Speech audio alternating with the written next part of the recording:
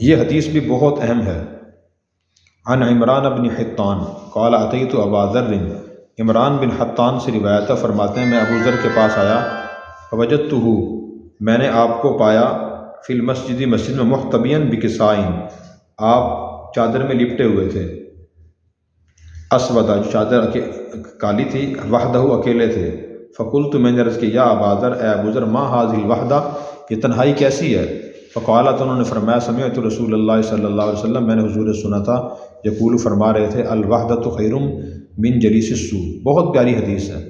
وحدہ کا معنی تنہائی، خیر بہتر ہے، من جلیس ساتھی سے، السوء برے، تنہائی برے ساتھی سے بہتر ہے، والجلیس الصالح خیر من الوحدہ، اور نیک ساتھی بہتر ہے تنہائی سے، واملاء الخیر، اچھی بات بولنا، خیر من السکوت، بہتر ہے خاموشی سے، والسکوت خیر من املاء الشر، اور خاموشی بہتر ہے بری بات بولنے سے۔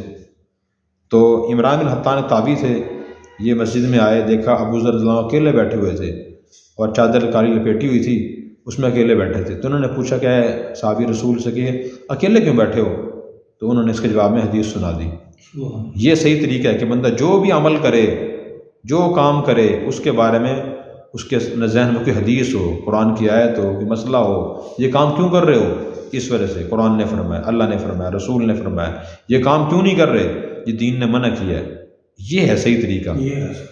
تو ان صحابی نے فوراً حدیث سنائی کہ میں نے حضور سے سنا تھا کہ تنہائی بہتر ہے برے ساتھی سے، تو ان کو شاید اس وقت ساتھی کو نہیں ملا ہوگا، اس کے پاس بیٹھتے، تنہائی بیٹھ گئے۔ پھر فرمایا کہ نیک ساتھی بہتر ہے تنہائی سے، کہ آدمی کوشش کرے کہ نیک لوگوں کے پاس بیٹھے، اکیلے بیٹھے کچھ نہیں ملتا، بس یہ ہوتا ہے کہ آدمی گناہوں سے بچ جاتا ہے، چغلی نہیں کرے گا، غیبت نہیں کرے گا، بد نظری نہیں کرے گا، تو اچھے ساتھی مل جائے تو وہاں بیٹھے۔ جتنے بھی دنیا میں علوم و فنون ہیں وہ انسان کو اساتذہ سے حاصل ہوتے ہیں، آدمی استاد کے پاس جاتا ہے، مشورہ کرتا ہے، سیکھتا ہے، پڑھتا ہے، سنتا ہے، سناتا ہے، پھر کچھ حاصل ہوتا ہے اسے۔ پہلی کوشش نئے بندے کو یہ کرنی چاہیے کہ وہ اچھے ساتھی کے پاس بیٹھے۔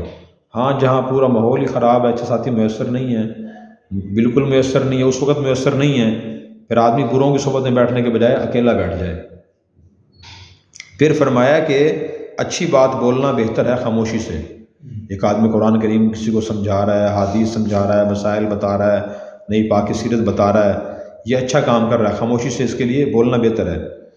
اور بری بات بولنا، یہ خاموشی بہتر ہے بری بات بولنے سے۔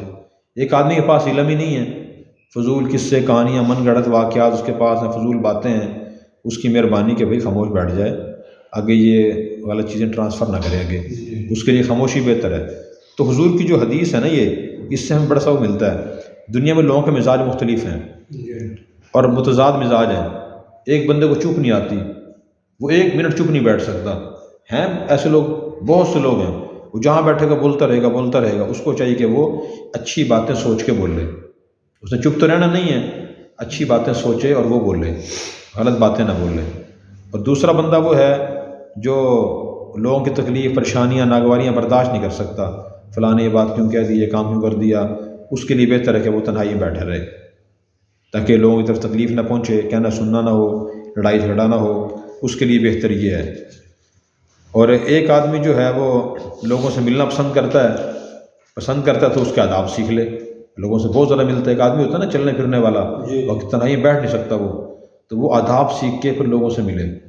دوسرا آدمی ہے جس کو لوگوں کی ناگوار باتیں بہت زیادہ محسوس ہوتی ہیں، تو پھر وہ تنہائی میں رہے تاکہ اس کا دل لوگوں کی طرف سے گندہ نہ ہو۔ اللہ تبارک و تعالی ہمیں عمل کرنے کی توفیق عطا فرمائے۔